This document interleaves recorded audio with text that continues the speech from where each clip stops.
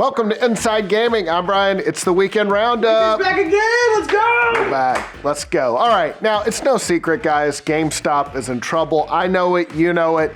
Everybody knows it. Its holiday sales just recently were down a lot. They've closed hundreds of stores. Now employees are speaking out about how much life sucks there right now. This actually first came from Polygon. They did a big story on it a couple days ago.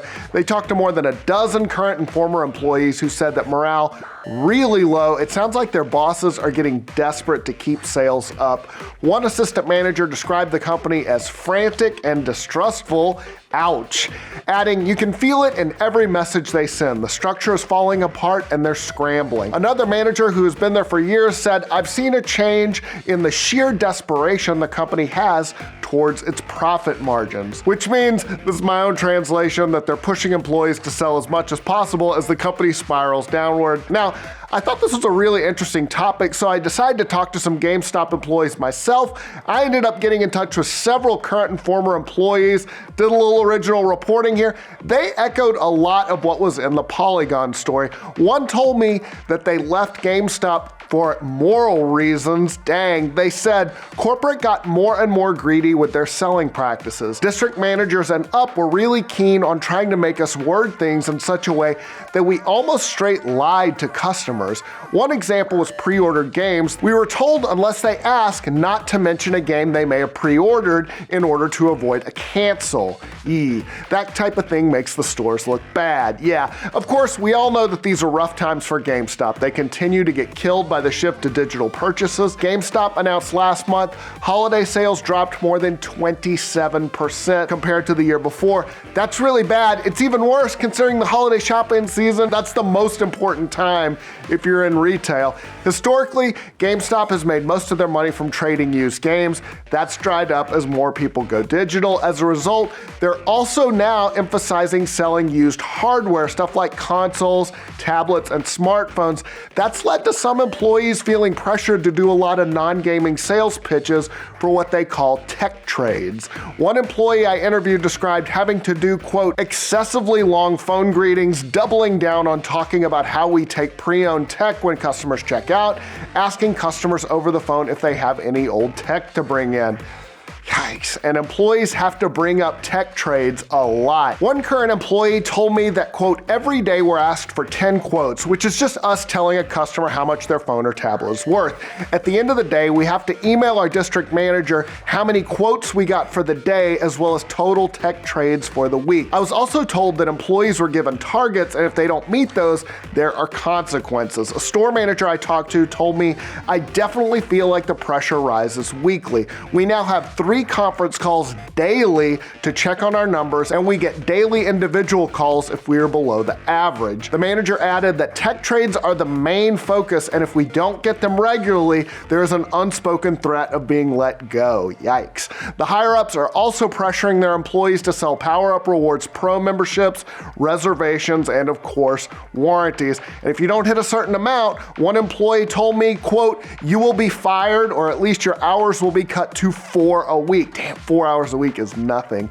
Yet another employee told me that it's definitely gotten more stressful and said, it seems as if every few weeks corporate has a new strategy to try and push all the products and services that aren't games. They've also said GameStop is cutting hours for staffers, which means lots of times there's only one employee in the store. Some told me that the lowest level employees only get 3 to 4 hours a week. I talked to one former employee who said that they left because it had gotten so stressful at GameStop. They added, at the store level, we are given so many tasks, counts to complete every week, but weren't given proper hours to get things done well.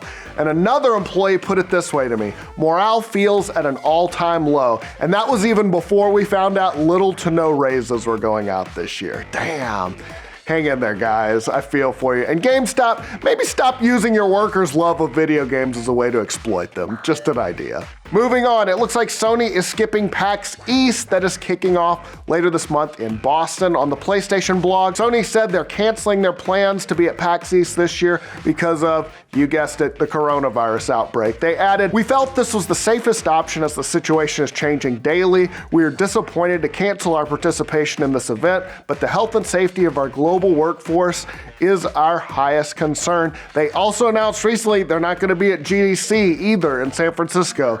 So yeah, it's a bummer, but of course, human lives always going to outrank video games. Platinum Games has another announcement coming up next week, and they say it is a major one. According to Jamatsu, the Japanese publication Famitsu put out a teaser about an announcement that's coming in next week's issue. That's going to happen February 27th. It's almost certainly a part of the Platinum 4 promotion campaign they've started.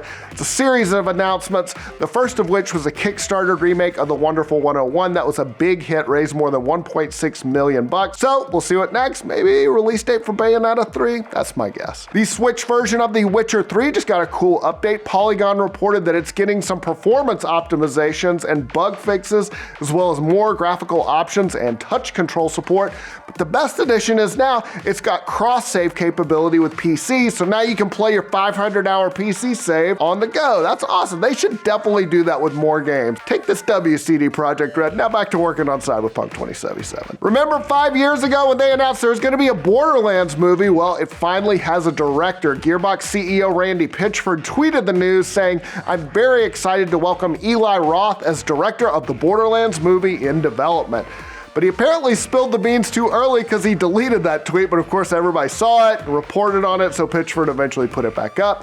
Eli Roth came up through the horror genre. You might remember he did Cabin Fever, Hostel. In a statement, he said, "Randy Pitchford and everyone at Gearbox have been incredibly supportive of my ideas. It really feels like a perfect storm of creators coming together. We are out to make a new classic, one which fans of the game will love, but also one which will find new audiences globally. Production scheduled to start later this year." All right, time for a 5-second review.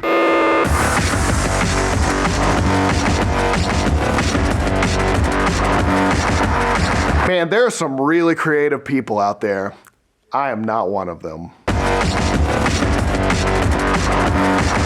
All right, let's talk about games coming out next week. First up, in 2 Point Hospital, you can build up a hospital as you design the most beautiful or functional healthcare operation in the whole of 2 Point County. Optimize your hospital design to increase patient and cash flow, arranging corridors, rooms, and waiting areas to your exact specifications. Expand your hospital to multiple buildings as you look to get as many patients through the door as possible. Sounds like the American healthcare system. Diagnose illnesses, build the right rooms to handle them, hire the right staff, and then get ready because curing one of these illnesses is just the beginning. You can handle a single patient, but can you handle a pandemic? It's out for PS4, Xbox One, and Switch February 25th. Warlander is described as Dark Souls meets Slay the Spire. It's a roguelike adventure. Play as a resurrected hero on the road of vengeance. Every path you explore in the procedurally generated world is different, full of dangers and opportunities alike. Aim precisely and slice through the flesh of your enemies in a unique take on stamina-based combat. Progress by becoming stronger and more skillful, either by chopping your way across the battlefield or by using abilities to turn the environment into a weapon. Sacrifice enemies to appease the ancient god and get access to powers based on ancient druidic magic. If you die, you will be returned to life at the cost of your progress and experience. It's out for PC February 26th. In Edgar Babak in Balzac, you are the eccentric outcast Edgar, living in the woods with your beloved chicken and beloved squash crops. Unfortunately, a sudden disaster forces you out of your shack and toward the bright lights of the big city Balzac, where an 800-year-old fire rages beneath the surface and weird things are afoot. Explore a strange and comic universe, meeting its unhinged and unforgettable inhabitants and discovering ancient secrets. Unveil the surreal conspiracy holding Balzac together. Trek above and below the city. Enjoy whip-smart dialogue, surreal adventures, and satire. Oh, I like satire. It's out for PC, Xbox One, Switch, February 26th. In Overpass, you take control of big-name buggies and quads to negotiate scree slopes, steep inclines, and various obstacles on extreme off-road and technically challenging tracks. Find the best path, control your vehicle, and try to reach the finish line. Carefully select your UTV or ATV, plot your route intelligently, and manage your acceleration and the various differential and drivetrain options to dominate in local and online competition. Cope with vehicle damage and negotiate the many natural and artificial obstacles in your way to achieve the best time possible. Pure speed is not the name of the game. You'll need to master the realistic terrain physics and unique characteristics of the game's vehicles. It comes to PC, PS4, and Xbox One, February 27th. Kingdom Under Fire: The Crusaders brings the 2004 cult action strategy hybrid hit to PC. Lead your armies from the front lines, giving strategic orders to your forces while wading into hack-and-slash action battle. Crush your foes across 4 campaigns and spend the spoils of war on upgrading your forces.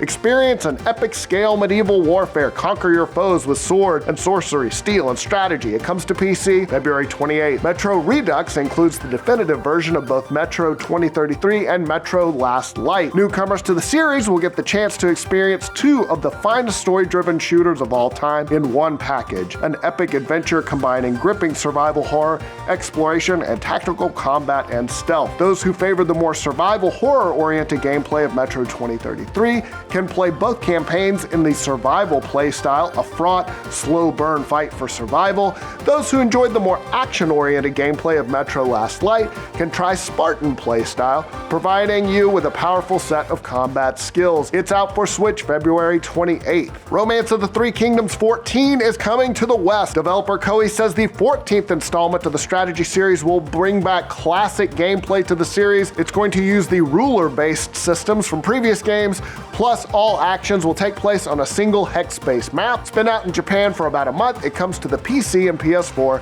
February 28th. In One Punch Man: A Hero Nobody Knows, the first One Punch Man game finally makes its debut. Dive into a dynamic fighting game experience with beloved characters from the first season of One Punch Man. Play as your favorite hero or become one. Create your own hero avatar and choose your own set of powers and abilities. Dynamic 3v3 fighting featuring environments as seen in One Punch Man. It's out for PC, PS4, and Xbox One February 28th. That is all the news we've got for you this week, guys. Sorry about my voice. I've been sick this week. I'm feeling better, but I still have that cold voice. So hope you guys have a great weekend. We'll see you soon. Buy some GameStop today. GameStop stock was punished even further by investors after this news, down more than 11% of this morning, which we previously thought was impossible. At some point, it will go inverted and they'll be paying you to accept stock, which you shouldn't do. It's bad for your portfolio. Right, and we know what you're thinking. Hey, it's the year 2006 right now today. Things are better than ever. No,